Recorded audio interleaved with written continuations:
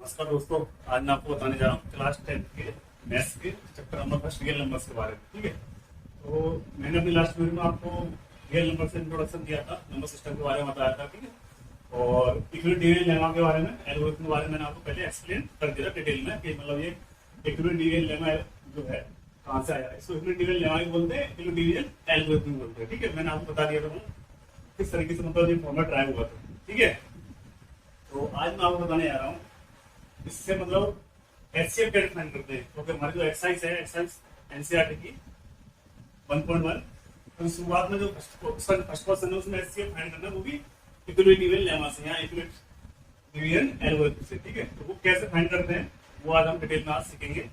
ठीक, तो प्रीवियस के बारे में एक बार आपको बता देता हूँ कि इक्विडिविजन लेमा क्या स्टेट करता है। तो वो करता है Euclid division algorithm state that for any two positive integers, मतलब कोई दो पॉजिटिव इंटीजर्स है तो उनकी करस्पॉन्डिंग दो ऐसे इंटीजर्स होंगे तो उनमें ये रिलेशन होगा a equal to B Q plus R. और मैंने पहले आपको बताया था कि ये रिलेशन कहां से आया था कि अगर हम डिवाइड दें, मानो 13 में हमने डिवाइड दिया, 13 में हमने डिवाइड दिया किससे, 2 से, तो 2 6 हो जाएगा 12, रिमाइंडर आएगा 1। तो हमारे पास एक फॉर्मूला होता है कि dividend equal to divisor into quotient plus remainder. तो अगर हम डिविडेंड फाइंड करें 13 इक्वल टू कितना हो जाएगा, डिवाइजर कितना है 2, कोसेंट आएगा हमारा 6 प्लस 1, यानी कि 12 हो जाएगा, 6 2 12 और प्लस 1 कितना हो जाएगा 13। ये होता है। ठीक है, सेम यही प्रोसेस में हुआ है, इक्विडिविजन लेमा ने भी यही किया कि मतलब मान लो हमने डिवाइड किया ए में, किससे डिवाइड किया, बी से डिवाइड किया, तो क्वोशंट आया ये कि रिमाइंडर आया आर। तो हो जाता ए इक्वल टू होगा फिर, यानी कि डिविडेंड इक्वल टू होगा डिवाइजर इनटू, ये डिवाइजर है, ये डिवाइजर है आपका, ये क्वोशंट है और ये रिमाइंडर। ठीक है, तो डिविडेंड इक्वल टू मतलब ए इक्वल टू कितना आ जाएगा, बी क्यू प्लस आर। ठीक है, तो ये a equal to B Q plus R, और यहाँ पे मैंने यही बताया था, तो आर की वैल्यू क्या होगी, यहाँ तो रिमाइंडर 0 जाएगा। अगर 0 नहीं आएगा तो क्या होगा, हमेशा क्या होगा, इससे छोटा होगा, यानी कि बी से डिवाइड दिया तो बी से हमेशा छोटा आएगा। तो वही यहाँ लिखा होगा कि भैया आर की जो वैल्यू होगी 0 के इक्वल होगी या 0 से क्या होगी, ग्रेटर होगी, बट लेस देन होगी किसके, बी के लेस देन होगी। ठीक है, अब क्या करना, अब इससे क्वेश्चन कैसे सॉल्व करते हैं तो वो देखते हैं। तो वो पहला क्वेश्चन है, ये मैं लिखा हुआ है कि 225 और 135 को हमें क्या लेना है, एचसीएफ फाइंड करना है इसी के हेल्प से। तो क्या करेंगे हम 135 से, मतलब यहाँ सबसे पहले देखेंगे छोटा नंबर कौन सा है और बड़ा कौन सा है। तो ये स्मॉल नंबर है, स्मॉल और लार्ज। ठीक है, तो स्मॉल नंबर से डिवाइड देंगे लार्जर नंबर में। तो स्मॉल नंबर 135 मैंने लिख दिया यहाँ पे। ठीक है, 135 लिख दिया, 135 से फिर हमने डिवाइड दिया 225। ठीक है, 225 डिवाइड दिया, 1 टाइम गया 135 आ गया।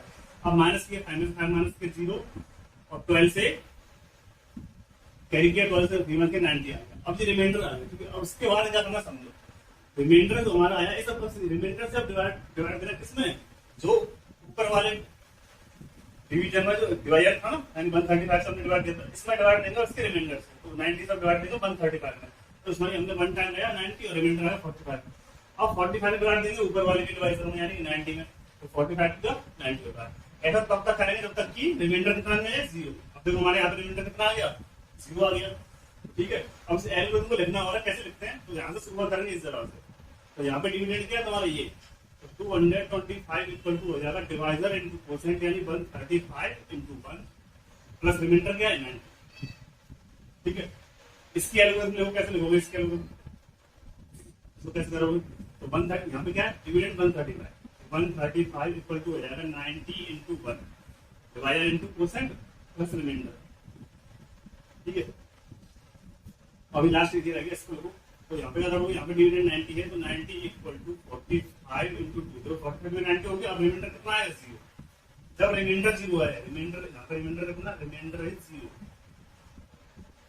रिमाइंडर इक्वल टू कितना 0। जब रिमाइंडर 0 आया तो हम देखेंगे कि हमारा डिवाइड जो गया है वो किससे गया है, 45 से कंप्लीटली डिवाइड हो गया है। ठीक है, तो HCF of 225 and 135 equal to 45, ये हमारा आंसर है।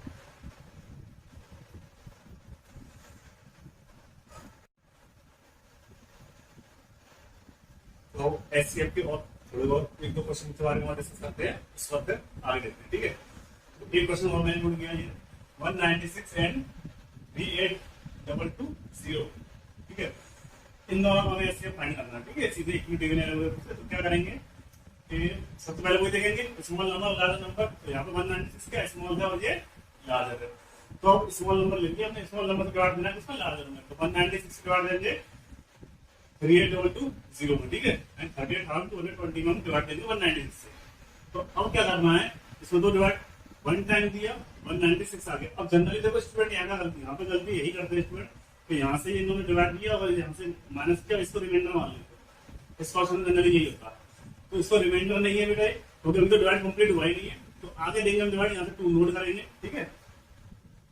2 नोट करेंगे तो जो हो जाएगा 1862, और फिर से 196 से डिवाइड देंगे तो 9 टाइम जाएगा, 9 टाइम आएगा 1764, माइनस करेंगे 98 आएगा, फिर ऊपर से 0 नोट करेंगे। अब इसमें जब डिवाइड देंगे तो 5 से चला जाएगा, 5 से 33 कैरी हो जाएगा, 9 5 45 और 3 48, 2 कैरी हो जाएगा, 5 5 और 4 9 हो जाएगा, ठीक है। 980 आ जाएगा। तो रिमाइंडर यहाँ पे तो कंप्लीटली डिवाइड चला गया, रिमाइंडर आएगा 0। इतना हियर रिमाइंडर इज 0, ठीक है। रिमाइंडर 0 हो गया तो एचसीएफ कितना होगा, एचसीएफ मैंने बताया रिमाइंडर 0 हो जाए तो जिससे हमारा डिवाइड पूरा कंप्लीटली डिवाइड हो गया, रिमाइंडर 0 आ गया, वही हमारा एचसीएफ होगा। यहाँ पे एचसीएफ अगर देखेंगे 196 और 38,220 का, तो यहाँ पे एचसीएफ जो होगा 196, ठीक है। तो यही डिवाइड कंप्लीट हुआ और रिमाइंडर हमारा बचा ही नहीं, तो यहाँ पे जो एचसीएफ हुआ तो 196 ही होगा। एक और देखो क्वेश्चन में नोट किया है कि 504 एंड 1588, इन दोनों को हमें एचसीएफ फाइंड करना है। तो यहाँ भी देखेंगे, सबसे पहले हम स्मॉल नंबर देखेंगे, तो स्मॉल नंबर हमारा कौन सा, ये वाला 500, ठीक है। तो 504 से हम लार्जर नंबर 1188 उनका करेंगे, डिवाइड देंगे। तो 2 टाइम दिया मैंने, तो ये आगे 158 माइनस किया 180 आ गया। अब क्या करना है, मैंने बताया था क्या करना है, ये रिमाइंडर आ गया, ठीक है। अब इस रिमाइंडर से जो ऊपर डिवाइड किया है ना, उसका जो डिवाइजर है यानी 504 है, इससे इसमें डिवाइड देना, ठीक है। वही किया मैंने, इस डिवाइजर को नोट कर लिया मैंने यहाँ पे, और इसके इस रिमाइंडर से 504 मैंने डिवाइड दिया, तो 2 टाइम्स चला गया, ये आ गया 360, ठीक। अब 360 माइनस करो, जैसे माइनस करते हैं, और आगे कैरी किया, यहाँ 4 आएगा, यहाँ 4 से डिवाइड के बना गया, ठीक है। तो 144 आ गया, और 144 से डिवाइड देना किसमें, मैंने तो ऊपर वाले में, ऊपर जो डिवाइड दिया तो क्या डिवाइजर देंगे, तो डिवाइजर इसका 180 डिवाइड किया, तो 1 टाइम गया 144 नोट किया, फिर माइनस किया 36 आ गया, ठीक है। फिर 36 से डिवाइड किया 144 में, इसमें ऊपर वाले के डिवाइजर में, तो ये 36 से 4 टाइम पूरा आता है 144। तो यहाँ रिमाइंडर कितना है, 0, रिमाइंडर यहाँ पे कितना है 0। तो हमारा एचसीएफ क्या होगा 36 होगा, लेकिन इसकी भी एल्गोरिथम हमें लिखनी है, ठीक है। तो इसके एल्गोरिथम कैसे लिखेंगे, देखो ऐसे लिखेंगे इसके एल्गोरिथम। सबसे पहले देखो ये है डिविडेंड, तो dividend equal to divisor into quotient, यानी कि 504 इनटू 2, रिमाइंडर हमारा कितना आएगा 180, ठीक है। अब नेक्स्ट डिवीजन में ये डिविडेंड है, तो 504 इक्वल टू हो जाएगा हमारा 180 इनटू 2, ये 360 हो गया, रिमाइंडर आया तुम्हारा 142, ठीक है। 142 डिवाइड किया, लेकिन रिमाइंडर ये डिवीजन यहाँ पे डिविडेंड कितना 180, तो 180 इक्वल टू हम लिखेंगे 144 इनटू 1, देखा divisor into quotient plus remainder, plus remainder मतलब 36 आ जाता है, ठीक है। इसके बाद आपको क्या करना है, ये 36 है, उसके बाद अब लास्ट डिवीजन हमारे लिए, यहाँ डिविडेंड ये 144, तो 144 इक्वल टू आ जाएगा 36 इनटू 4, 36 4 दा 144 होगा, तो यहाँ रिमाइंडर आपको कितना रहेगा 0, यहाँ रिमाइंडर 0 हो गया। इसका मतलब क्या है, एचसीएफ जो है हमारा कितना आया 36, तो 36 से डिवीजन कंप्लीट हो गया, और ऑप्शन खत्म हो गया, डिवीजन हमारा फिनिश हो गया वहां पे। तो यहाँ पे जो एचसीएफ होगा कितना होगा 36 होगा। ऊपर और देखो, यहाँ पे ये डिविडेंड है, divisor into quotient plus remainder, divisor into quotient plus remainder. अब यहाँ डिविडेंड है, डिवाइड हो गया, divisor into quotient, divisor into quotient plus remainder, remainder ये रिमाइंडर ले लेना। इसे देखो यहाँ पे ये division 180, 180 equal to 144 into 1 plus 36। Next division में देखो 144 डिवाइडेड है, 144 इक्वल टू 36 इंटू 4, यहाँ पे रिमाइंडर आएगी 0, मैंने जब 0 ठीक है। तो इसका एचसीएफ कितना आ गया हमारा 36 हो गया, ठीक है। तो एक तो इस तरह के क्वेश्चन आते हैं इसमें से, ठीक है। फर्स्ट टेस्ट में से एचसीएफ फाइंड करना होता है हमने इक्विलिब्रियम एरर से, और एक और टाइप के क्वेश्चन होते हैं तो वो देखते हैं आगे, ठीक है।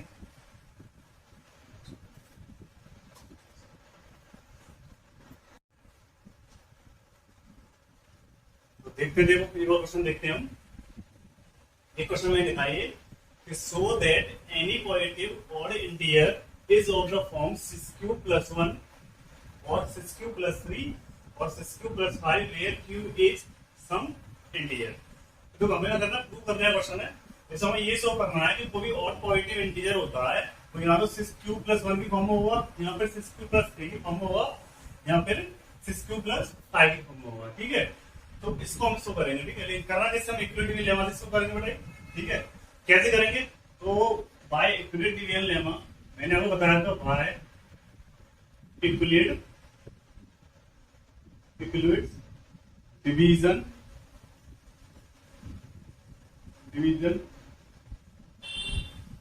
एल्गोरिथम।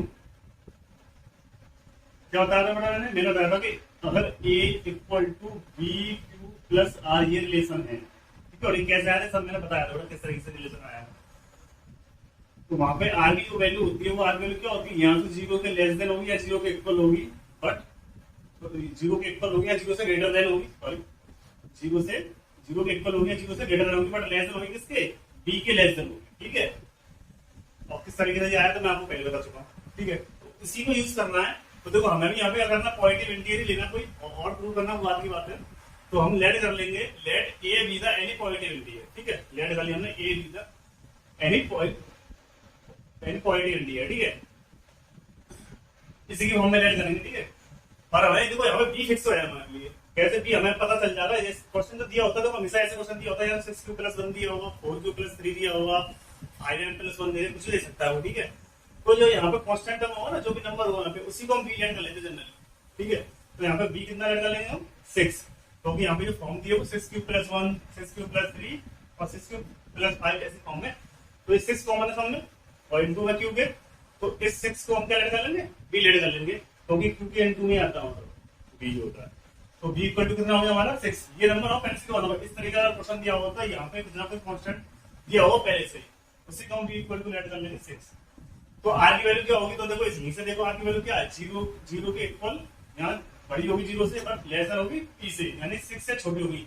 तो आर की जो वैल्यूज यहाँ पे आएंगी वो क्या आएंगी, 0 से तो शुरुआत होगी, 0 1 2 3 4 5 जाएगी, 6 नहीं लेंगे क्योंकि बी से लेस देन ही लेना हमें, ठीक है।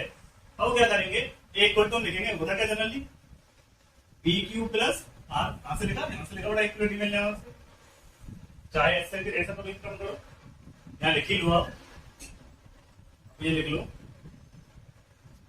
Bye equality lemma, by equality division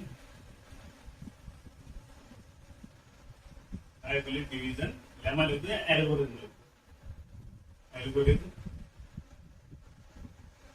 क्या होता है, a equal to B Q plus r, ठीक है।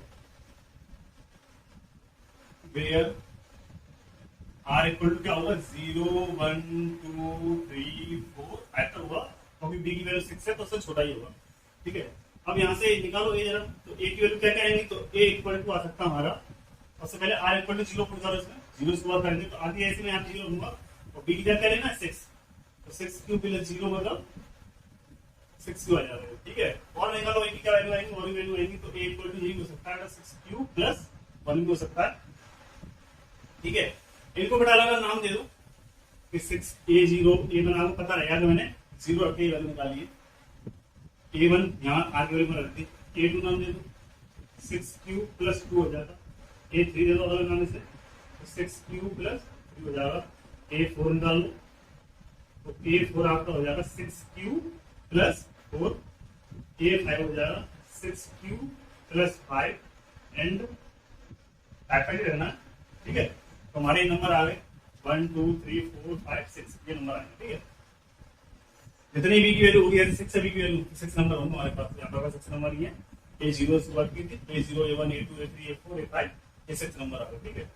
अब यहाँ पे हमें दिख रहा है, क्लियरली देख पा रहे हैं कि देखो एक तो है A0 इक्वल टू 6 क्यूब, ठीक है। तो इसको हम आसानी से लिख सकते हैं 2 इंटू 3। इसका मतलब क्या है कि 2 का मल्टीपल है, it is a multiple of 2। इसका मतलब 2 से आराम से डिविजिबल होगा। तो जो नंबर 2 से डिविजिबल है वो तो बेटा हो ही नहीं सकता, और नंबर कैसे हो सकता है? हमें यहाँ तो करना क्या, और ये तो इवन नंबर, तो ये क्या होगा, तो लिखेंगे this is even number, even number. Similarly और देखो, सिमिलरली यहाँ पे देखो, अब इसको देखो, इसमें अगर हम इसे काट दें तो इसमें तो चला जाएगा, इसमें क्या है, ये ऑड है, ऐसे ये वाला भी ऑड है और ये वाला भी ऑड है। तो ऑड वाले मैंने अलग कर दिए, शो कर दिए। ये वाले देखो पहले तो A2 देना है, A2 हमारा 6 क्यूब प्लस 2, यहाँ पे आगे हम 2 कॉमन ले लेंगे तो आएगा 3 क्यूब प्लस 1, लिख दो, which is multiple of, which is multiple of 2, ठीक है। So this is even number, this is even number, even number. ऐसे ही A4 देखो, A4 में 6 क्यूब प्लस 4 दिया, यहाँ से अगर हम 2 कॉमन लेंगे तो 3 क्यूब प्लस 2 आ जाएगा, ये भी इसका मल्टीपल है, तो ये भी इवन नंबर है, this is even number. But लेकिन यहाँ पे और भी नंबर है, ऐसे देखो A1 है, A1 है 6 क्यूब प्लस 1, A3 है 6 क्यूब प्लस 3 और एक A5 है 6 क्यूब प्लस 5। तो यहाँ पे आप देख रहे हैं कि यहाँ पे जो 6 क्यूब प्लस 6 क्यूब में डिवाइड करेंगे तो चला जाएगा आराम से, ठीक है। 2 से डिवाइड है 6 क्यूब, लेकिन भर में नहीं जाएगा। ऐसे यहाँ पे भी मतलब 2 का मल्टीपल नहीं है, हम 2 को ले नहीं सकते इसमें से, 2 का मल्टीपल है ही नहीं, ठीक है। तो ये सारे कैसे हैं, ऑड नंबर, ऑड नंबर, ठीक है। तो हम यहाँ पे कह सकते हैं हेंस, तब देख लेना है, ठीक है। इस साइड लेता हूं मैं, नीचे जगह नहीं, hence we can say that, ठीक है। क्या स्टेटमेंट लिखेंगे, जो प्रूफ बना वही स्टेटमेंट लिख दो। We can say that any positive और इंटीजर, एनी पॉजिटिव और integer is of the form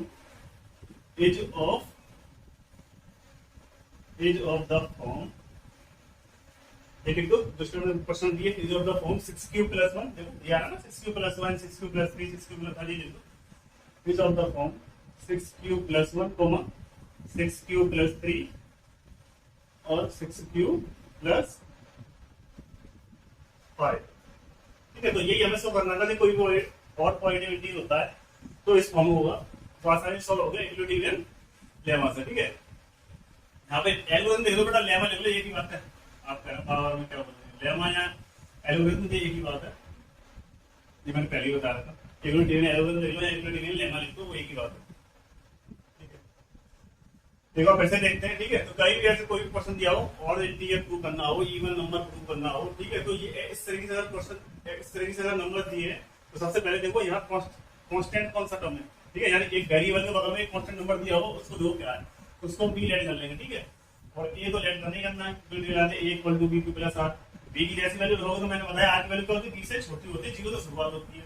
तो ये नंबर फिर लेंगे, आर की वैल्यू आएगी हमारे पास।